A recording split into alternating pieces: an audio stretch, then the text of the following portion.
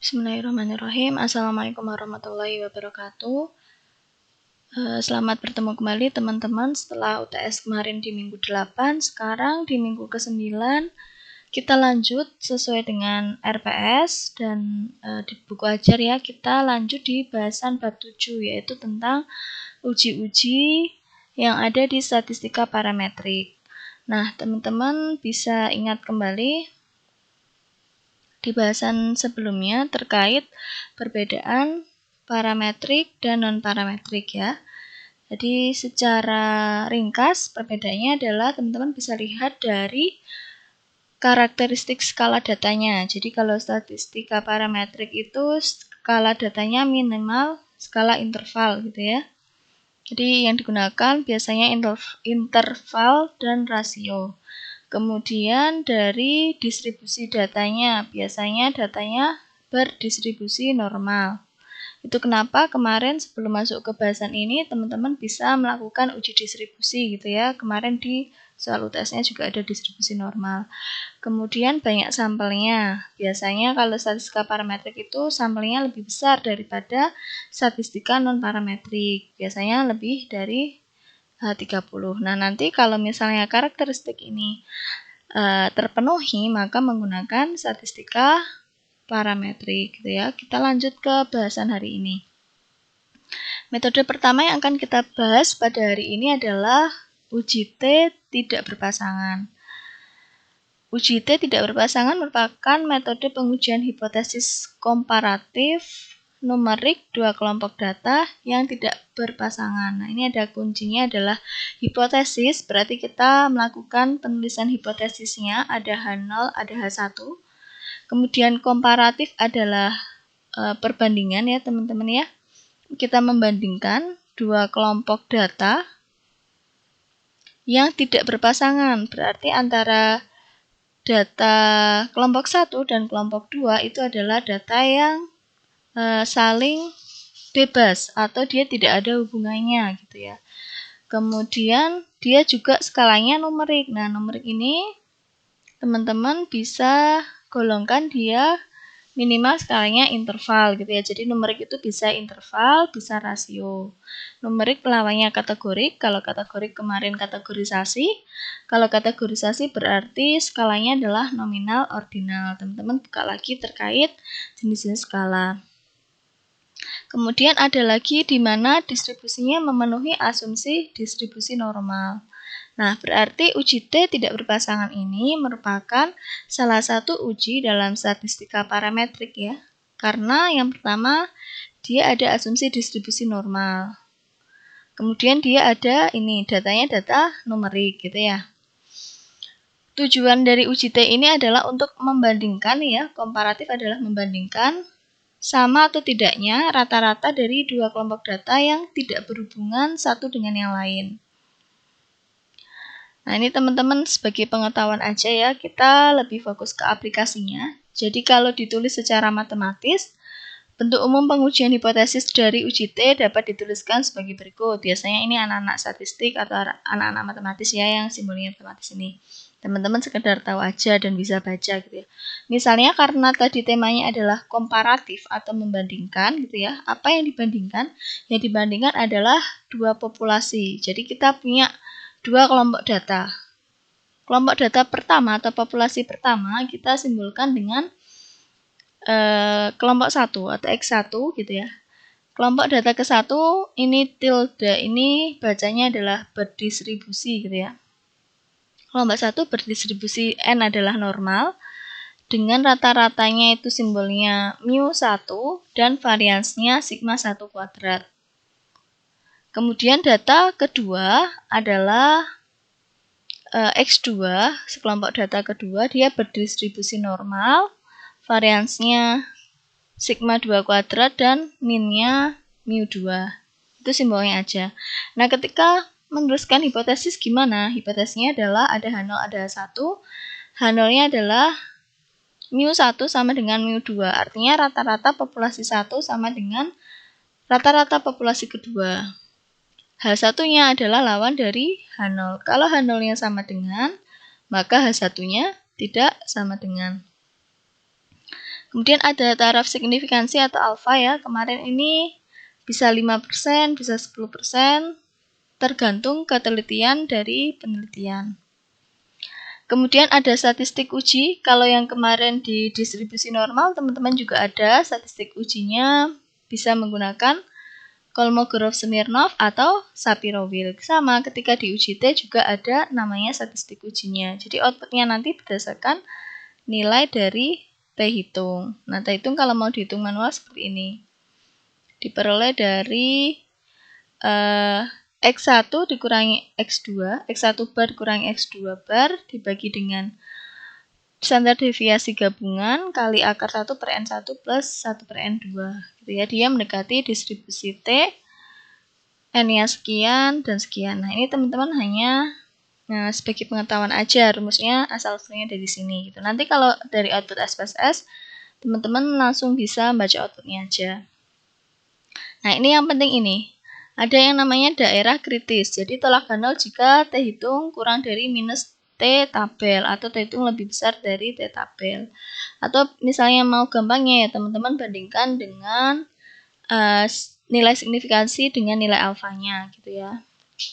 Nah, di uji T ini saya lupa menyampaikan ada dua output. Ketika kita ujikan dia tadi dua populasi. Ketika dua populasi tersebut ternyata variasinya sama, maka statistik ujinya menggunakan ini. Ketika nanti variasinya tidak sama atau berbeda, maka menggunakan statistik uji ini. Daerah kritisnya ini menyesuaikan. Nanti ada cara yang instan, yaitu dengan membandingkan nilai signifikansi dengan nilai alfanya. Nah, sebelum melakukan uji T tidak berpasangan, maka sesuai dengan diagram alir pada bahasan sebelum UTS kemarin, pada gambar 6.1 ya, di bab 6, kita lakukan dulu pengujian kesamaan varians dengan uji F. Uji ini untuk menentukan apakah varians pada kedua kelompok data tersebut sama atau berbeda. Jadi ketika teman-teman buka kembali bab 6, ada diagram alir seperti ini ya. Kita posisinya di sini. Kita sedang melakukan uji perbandingan, datanya adalah numerik dan dia tidak berpasangan gitu ya. Maka yang pertama kali kita lakukan ini, kita melakukan uji normalitas data, apakah datanya itu normal atau tidak gitu ya. Ketika datanya normal, maka kita menggunakan step ini ke bawah gitu ya. Kita hari ini menggunakan yang misalnya data itu tersebut normal gitu ya. Jadi menggunakan yang step ini ke bawah.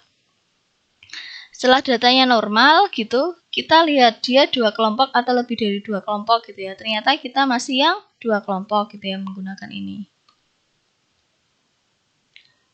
Terus berapa kali pengukuran? Kita coba yang satu kali pengukuran dulu gitu ya.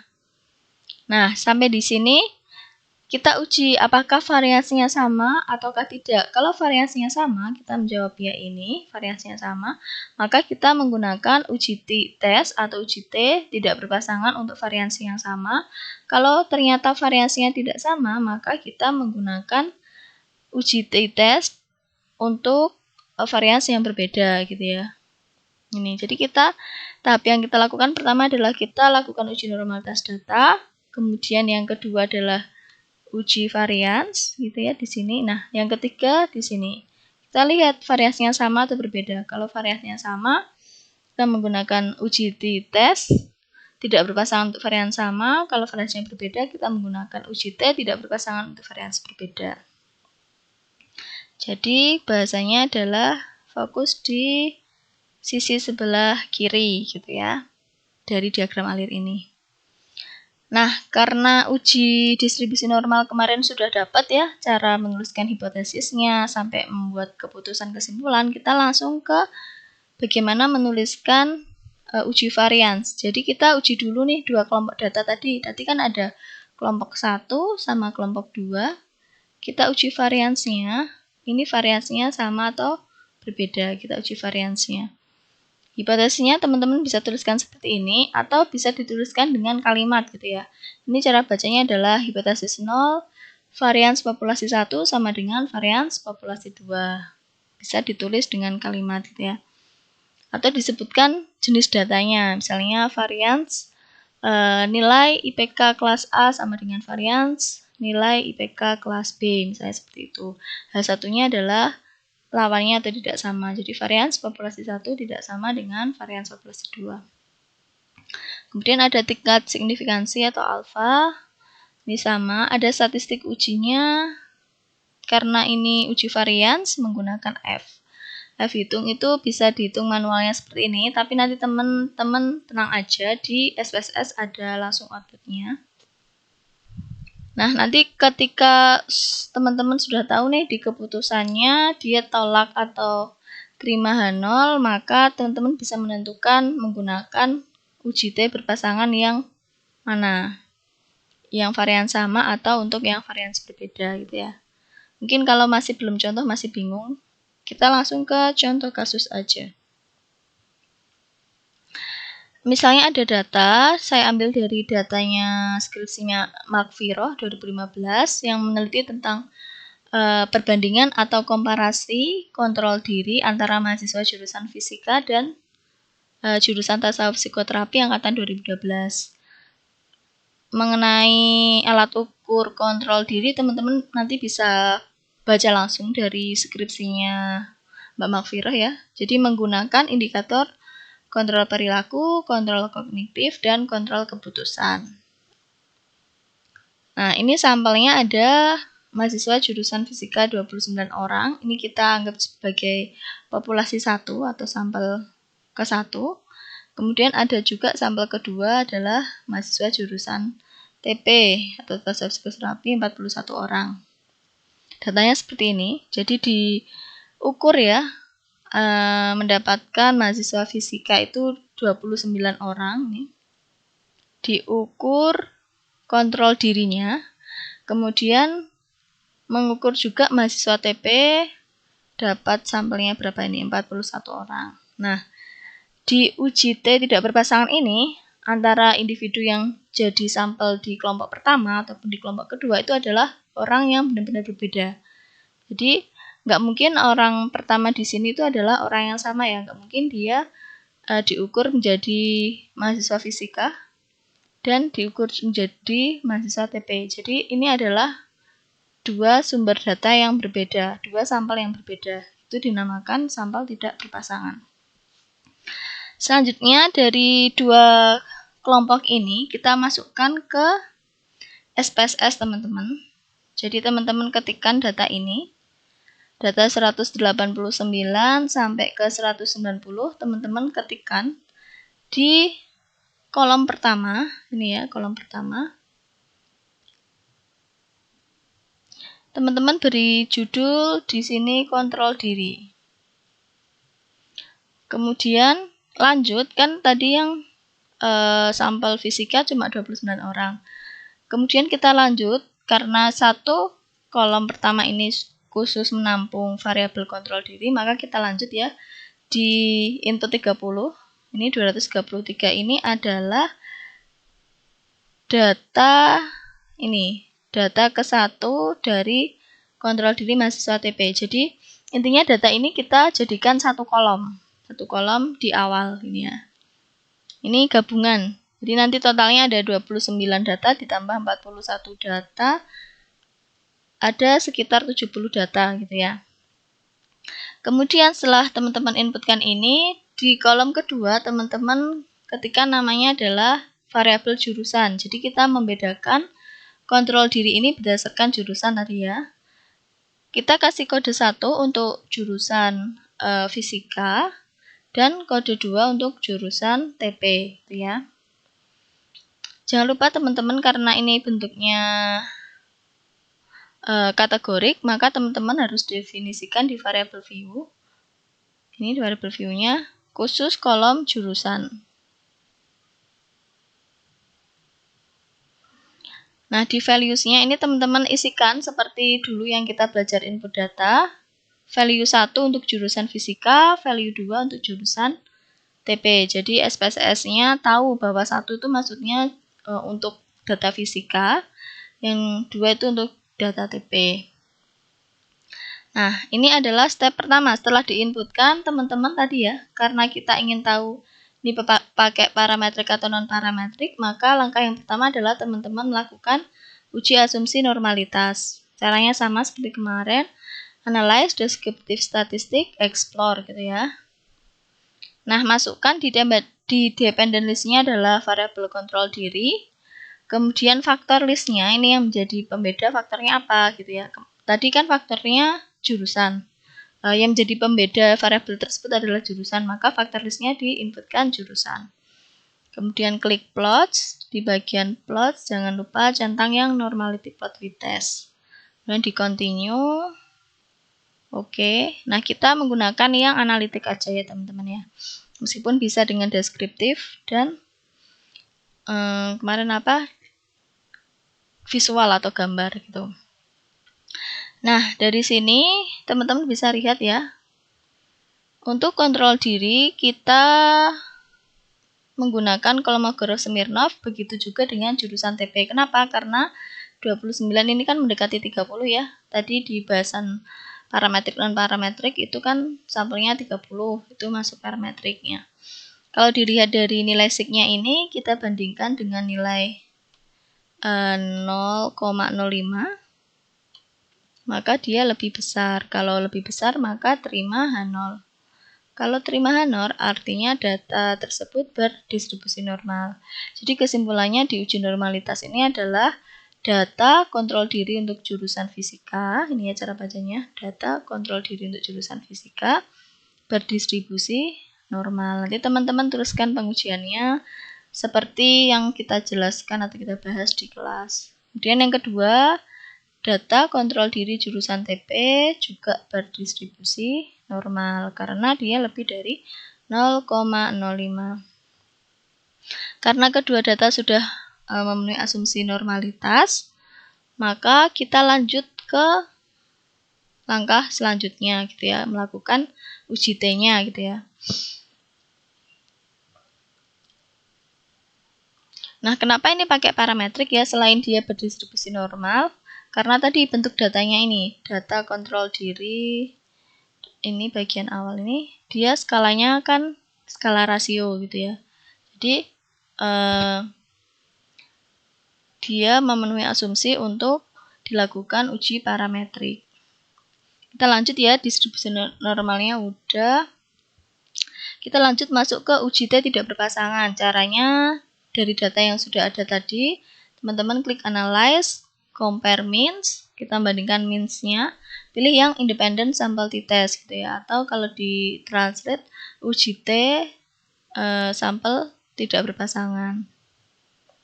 Terus teman-teman masukkan di tes variabelnya adalah kontrol diri. Di grouping variabelnya teman-teman masukkan jurusan. Setelah masuk, teman-teman klik yang define groups. Teman-teman pilih. Teman-teman tuliskan grup 1 atau kelompok 1 itu adalah kode 1. Kelompok 2 adalah kode 2. Nah, untuk uji ini cuma bisa digunakan untuk 2 kelompok gitu ya. Kemudian continue. Nanti akan muncul output seperti ini.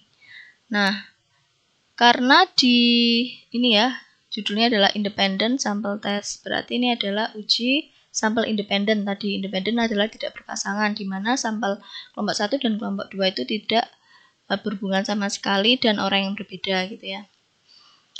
Terus, nah di uji T ini tadi kan dilihat apakah variasinya berbeda ataukah variasinya sama. Itu karena di sini. Kalau kita tidak melakukan uji, maka kita nggak tahu output mana yang akan kita baca gitu ya. Maka langkah pertama adalah yang kotak A ini. Kotak A ini adalah uji kesamaan varians. Jadi kita uji dulu apakah varians kontrol dirinya mahasiswa fisika sama mahasiswa TP itu sama atau tidak di sini. Di Levene test adalah untuk menguji kesamaan varians untuk mengetahui apakah kedua kelompok data memiliki varian yang sama ataukah berbeda gitu ya. Sedangkan ketika di sini sudah bisa menentukan, nanti baru kita lanjut ke yang ini, yang output B. Nah, kita ke output A dulu ya, ini untuk output A. Karena judulnya adalah uji kesamaan varians, maka yang dihipotesiskan adalah kita menguji apakah variansnya itu sama atau tidak gitu ya. Jadi hipotesisnya ya sama, H0-nya itu kita menganggap bahwa variansinya itu sama. Jadi varians data kontrol diri jurusan fisika sama dengan jurusan TP gitu ya. H1-nya adalah lawan dari H0, berarti varians data kontrol diri jurusan fisika tidak sama dengan jurusan TP. Ini ya lawannya. Ini sama kayak yang kemarin. Cuma disesuaikan ketika kita melakukan uji kesamaan varians, berarti hipotesisnya ya tentang menguji kesamaan varians, variasinya sama gitu ya. Kalau kita menguji distribusi normal, maka H0-nya adalah kita mengasumsikan distribusi data tertentu berdistribusi normal.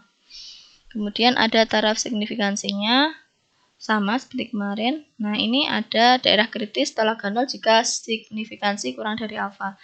Kalau di awal tadi bisa menggunakan F, tapi kalau mudahnya kita menggunakan signifikansi aja gitu ya. Nah, kita lihat ini nilainya berapa? 0,418 ini ya. Nilai signifikansinya adalah 0,418. Dia lebih besar dari 0,05. Kemarin kalau lebih besar artinya diterima atau bahasa lainnya adalah gagal tolak. Kalau diterima H0 berarti keputusannya adalah varians data kontrol diri jurusan fisika sama dengan kontrol diri jurusan TP. Nah, uji Leibniz test ini atau uji kesamaan varians ini digunakan untuk langkah selanjutnya. Ini kan langkah selanjutnya kita fokus di poin B ini. Ya, poin B. Nah, yang ini adalah kesimpulannya apa tadi? Varians data kontrol diri sama dengan kontrol diri jurusan fisika sama dengan jurusan TP. Maka kita mengambil baris yang pertama. Kenapa? Karena ini equal variance assume. Jadi ada dua output di sini, ada equal variance assume. Dia digunakan ketika pengujiannya menghasilkan variansinya sama, atau ketika variansinya tidak sama, kita menggunakan yang bawah. Karena di kasus kita adalah variansinya yang sama, maka kita fokus ke baris pertama. Nih, baris pertama yang digunakan. Kita bisa melihat nilai T hitung atau nilai sig-nya. Kalau mau mudah ya menggunakan nilai sig-nya ini. Sama, ketika melakukan uji ini, kita juga tuliskan lagi hipotesisnya. Karena ini judulnya uji kesamaan min, maka ketika menuliskan hipotesisnya, yang diuji adalah min atau rata-ratanya. H0-nya rata-rata data kontrol diri jurusan fisika sama dengan jurusan TP. H1-nya rata-rata data kontrol diri jurusan fisika tidak sama dengan jurusan TP. Taraf signifikansinya sama 5%. Telak H0 jika sig-nya kurang dari alfa, atau telak H0 jika berdasarkan T-tabel ini. Teman-teman bisa gunakan nilai T-tabel dengan memanfaatkan function di Microsoft Excel. Ini fungsinya. Sama dengan T.inv, masukkan alfanya 0,05. N1 plus N2 dikurangi 2. N1-nya tadi sampel jurusan fisika ya, 29. N2-nya jurusan TP 41. Terus dikurangi 2. Ini silakan dicoba. Berarti berapa ini? 29 ditambah 41, 70 dikurangi 2, 68. Nah, nanti di sini 68.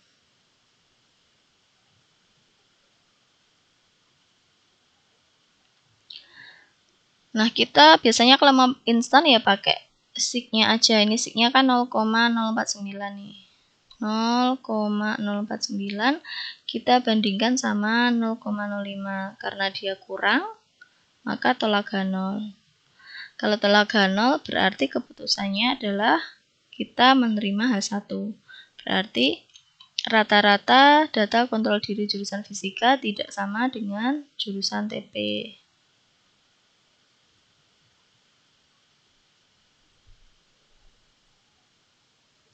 Ya, ini berarti kesimpulannya data kontrol diri jurusan fisika tidak sama dengan jurusan TP. Ini nggak perlu. Ini baris ini nggak perlu. Atau teman-teman bisa menggunakan dari nilai confidence interval yang di output sini. Ini kan ada lower upper. Ketika nilainya itu dia tidak melewati angka 0 gitu ya, maka dia tolak 0. Ini kan minus 21 sampai minus 0,05. Dia kan kalau dibuat garis bilangan tidak ada angka 0 di sini ya, di antara ini. Tidak ada angka 0 di antara nilai ini, maka dia tolak 0. Sama, ketika tolak 0 berarti yang digunakan adalah H1. Berarti rata-rata data kontrol diri jurusan fisika berbeda dengan jurusan TP. Jadi kesimpulannya seperti itu. Ini varians ini nggak perlu disebutkan lagi. Cukup sampai di sini. Nah, sebagai latihan, teman-teman melakukan pengujian dengan data yang baru. Ujilah apakah skor ansietas atau kecemasan ibu melahirkan yang tidak didampingi suami sama dengan yang didampingi suami. Silakan teman-teman ulangi step-stepnya, mulai dari menguji distribusi normal, melakukan uji kesamaan varians, sampai melakukan uji T. Ketika variasinya sama, berarti teman-teman menggunakan output yang atas. Ketika variasinya berbeda, menggunakan output yang bawah. Kemudian nanti dikerjakan secara berkelompok dan dipaparkan di kelas pada pertemuan ke-10. Saya share datanya di WA Group. Ya, terima kasih. Kalau ada pertanyaan, bisa teman-teman sharing di grup. Ya, assalamualaikum warahmatullahi wabarakatuh.